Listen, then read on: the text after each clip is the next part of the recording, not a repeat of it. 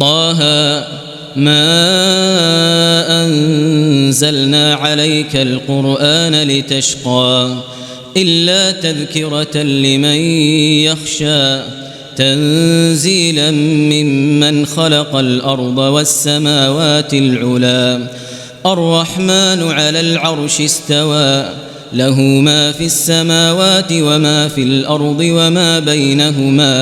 وما بينهما وما تحت الثرى وإن تجهر بالقول فإنه يعلم السر وأخفى الله لا إله إلا هو له الأسماء الحسنى وهل أتاك حديث موسى إذ رأى نارا فقال لأهلهم كثوا إني آنست نارا لعلي آتيكم منها بقبس أو أجد على النار هدى فلما أتاها نودي يا موسى إني أنا ربك فاخلع نعليك إنك بالوادي المقدس طوى وأنا اخترتك فاستمع لما يوحى إنني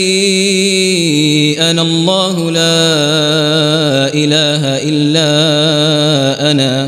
إلا أنا فاعبدني وأقم الصلاة لذكري إن الساعة آتية أكاد أخفيها لتجزى كل نفس بما تسعى فلا يصدنك عنها من لا يؤمن بها واتبع هواه فتردى وما تلك بيمينك يا موسى قال هي عصاي أتوكأ عليها وأهش بها على غنمي ولي فيها مآرب أخرى قال ألقها يا موسى فألقاها فإذا هي حية تسعى قال خذها ولا تخف سنعيدها سيرتها الأولى واضمم يدك إلى جناحك تخرج بيضاء من غير سوء آية أخرى لنريك من آياتنا الكبرى اذهب إلى فرعون إنه طغى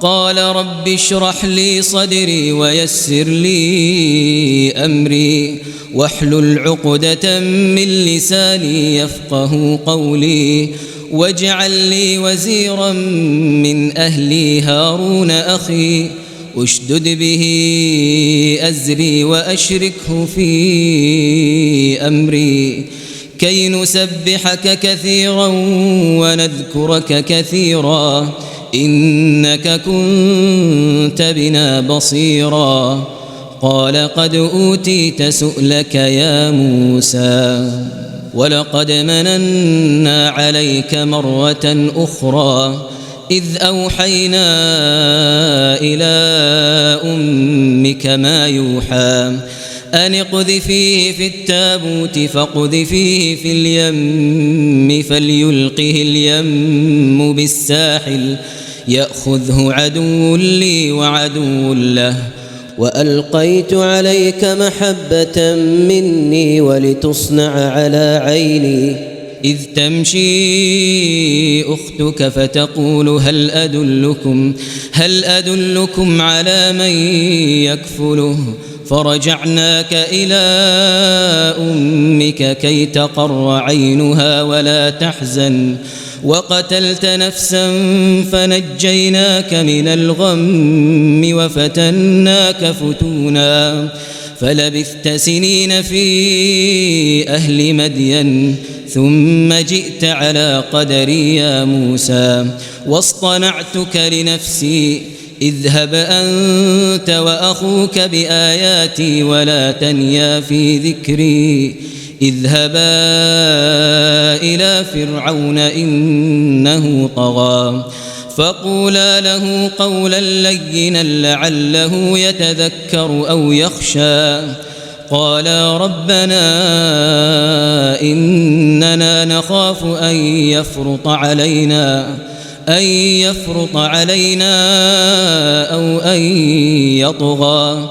قال لا تخافا إنني معكما أسمع وأرى. فأتياه فقولا إنا رسولا ربك فأرسل معنا بني إسرائيل ولا تعذبهم قد جئناك بآية من ربك والسلام على من اتبع الهدى. إنا قد أوحي إلينا أن العذاب على من كذب وتولى.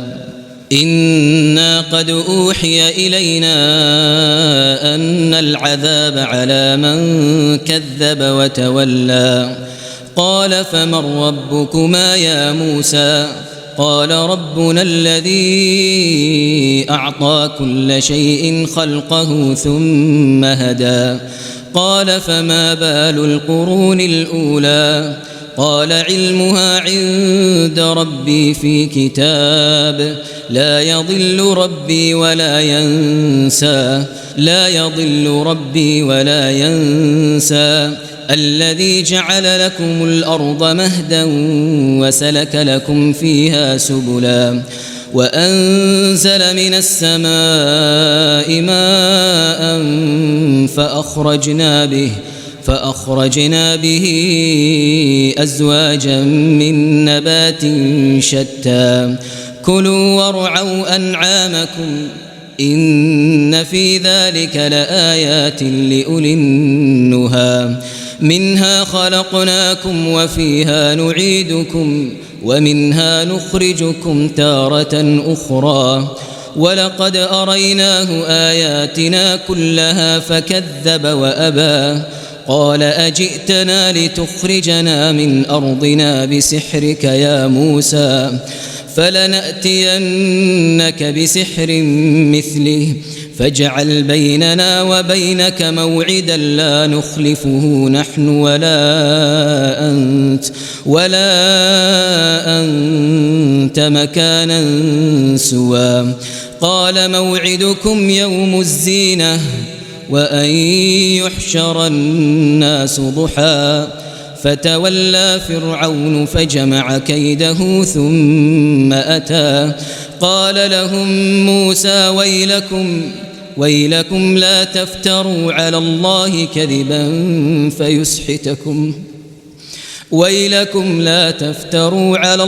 كذبا فيسحتكم بعذاب وقد خاب من افتراه. فتنازعوا أمرهم بينهم وأسروا النجوى. قالوا إن هذان لساحران يريدان أن يخرجاكم من أرضكم بسحرهما ويذهبا بطريقتكم المثلى. فأجمعوا كيدكم ثم أتوا صفا وقد أفلح اليوم من استعلى. قالوا يا موسى إما أن تلقي وإما أن نكون أول من ألقى. قال بل ألقوا فإذا حبالهم وعصيهم يخيل إليه من سحرهم أنها تسعى. فأوجس في نفسه خيفة موسى. قلنا لا تخف إنك أنت الأعلى وألق ما في يمينك تلقف ما صنعوا إنما صنعوا كيد ساحر ولا يفلح الساحر حيث أتى. فألقي السحرة سجدا قالوا آمنا برب هارون وموسى.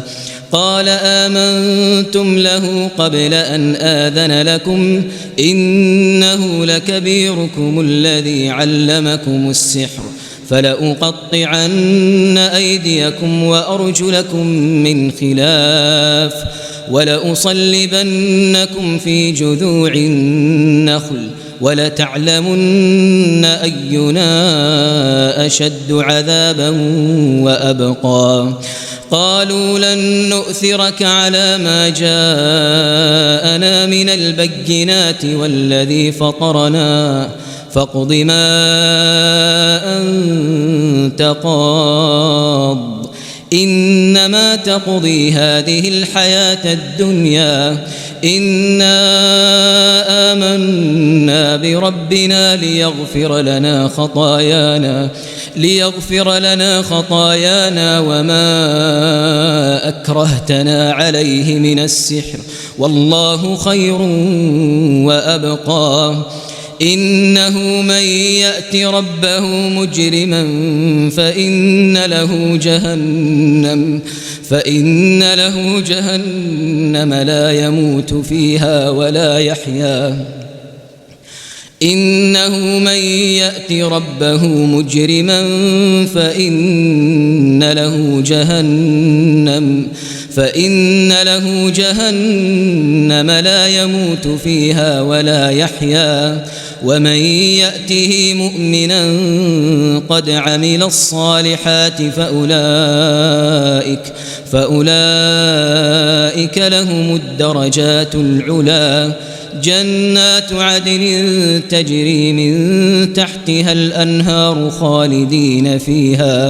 خالدين فيها وذلك جزاء من تزكى ولقد أوحينا إلى موسى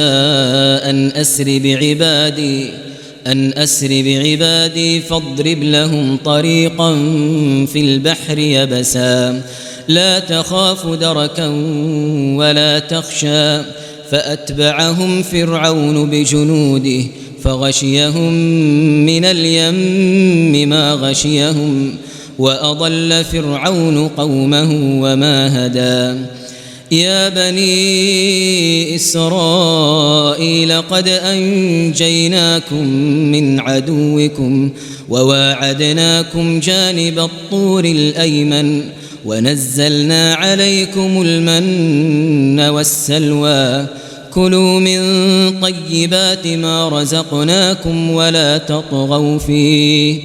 ولا تطغوا فيه فيحل عليكم غضبي ومن يحلل عليه غضبي فقد هوى وإني لغفار لمن تاب وآمن وعمل صالحا ثم اهتدى وما أعجلك عن قومك يا موسى قال هم أولئك على أثري وعجلت إليك رب لترضى قال فإنا قد فتنا قومك من بعدك وأضلهم السامري فرجع موسى إلى قومه غضبان أسفا قال يا قوم ألم يعدكم ربكم وعدا حسنا أفطال عليكم العهد أم أردتم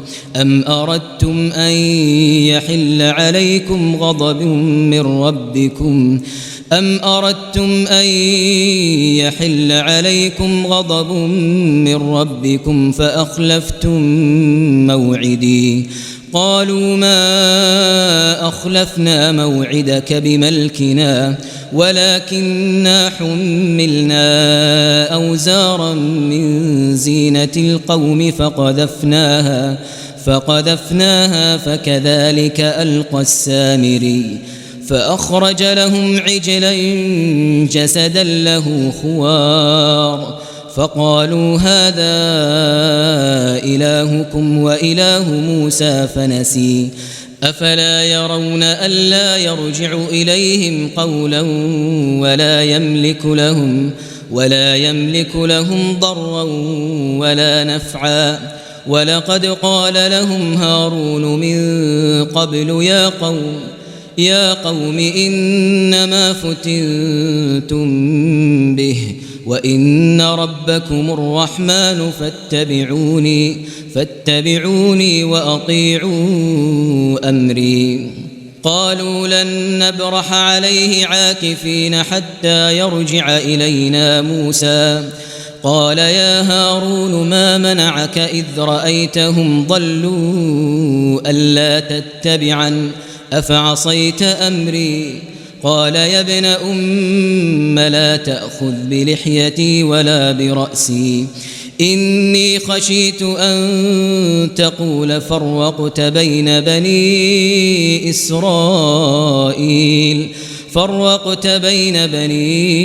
إسرائيل ولم ترقب قولي. قال فما خطبك يا سامري؟ قال بصرت بما لم يبصروا به فقبضت قبضة من أثر الرسول فنبذتها وكذلك سولت لي نفسي. قال فاذهب فإن لك في الحياة أن تقول لا مساس وإن لك موعدا لن تخلفه وانظر إلى إلهك الذي ظلت عليه عاكفا لنحرقنه ثم لننسفنه في اليم نسفا. إنما إلهكم الله الذي لا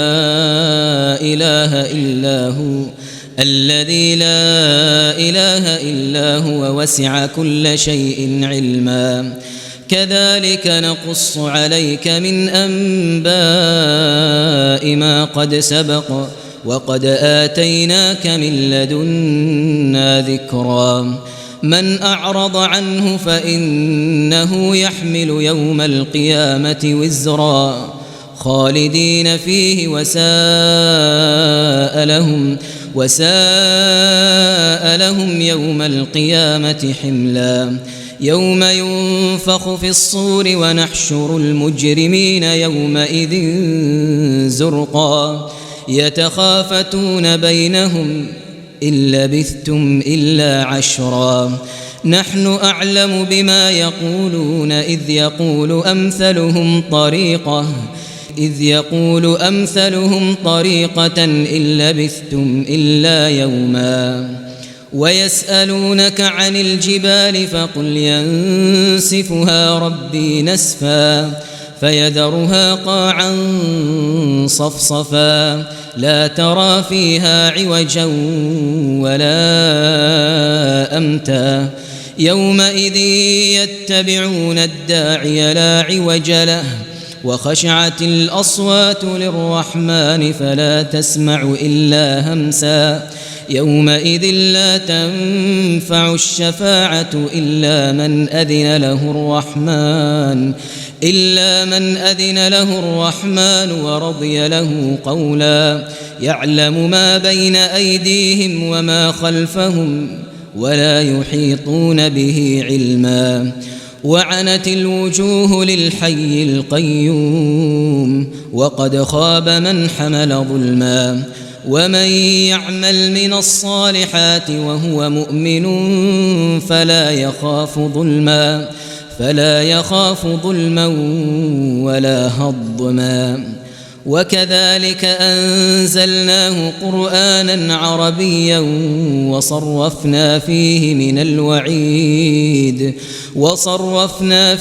من الوعيد لعلهم يتقون أو يحدث لهم ذكرا. فتعالى الله الملك الحق ولا تعجل بالقرآن من قبل أن يقضى إليك وحيه وقل رب زدني علما. ولقد عهدنا إلى آدم من قبل فنسي ولم نجد له عزما. وإذ قلنا للملائكة اسجدوا لآدم فسجدوا إلا إبليس أبى. فقلنا يا آدم إن هذا عدو لك ولزوجك فلا يخرجنكما من الجنة فتشقى. إن لك ألا تجوع فيها ولا تعرى وأنك لا تظمأ فيها ولا تضحى فوسوس إليه الشيطان قال يا آدم هل أدلك على شجرة الخلد وملك لا يبلى فأكلا منها فبدت لهما سوآتهما وطفقا يخصفان عليهما من ورق الجنة وعصى آدم ربه فغوى ثم اجتباه ربه فتاب عليه وهدى قال اهبطا منها جميعا بعضكم لبعض عدو فإما يأتينكم مني هدى فمن اتبع هداي فلا يضل ولا يشقى ومن أعرض عن ذكري فإن له معيشة ضنكا ونحشره يوم القيامة أعمى قال رب لم حشرتني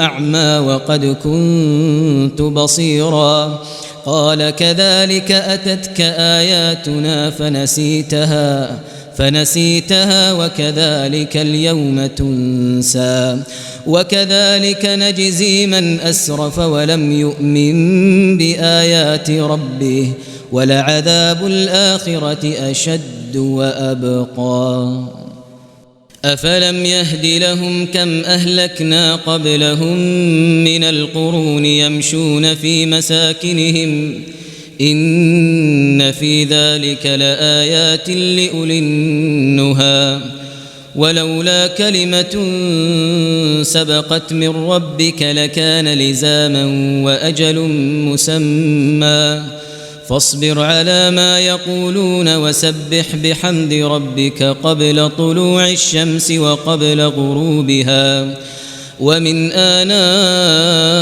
الليل فسبح وأطراف النهار لعلك ترضى ولا تمدن عينيك إلى ما متعنا به أزواجا منهم زهرة الحياة الدنيا لنفتنهم فيه ورزق ربك خير وأبقى وأمر أهلك بالصلاة واصطبر عليها لا نسألك رزقا نحن نرزقك والعاقبة للتقوى وقالوا لولا يأتينا بآية من ربه أولم تأتهم بينة ما في الصحف الأولى ولو أنا أهلكناهم بعذاب من قبله لقالوا ربنا لولا أرسلت إلينا رسولا فنتبع آياتك من قبل أن نذل ونخزى قل كل متربص فتربصوا فستعلمون من أصحاب الصراط السوي ومن اهتدى.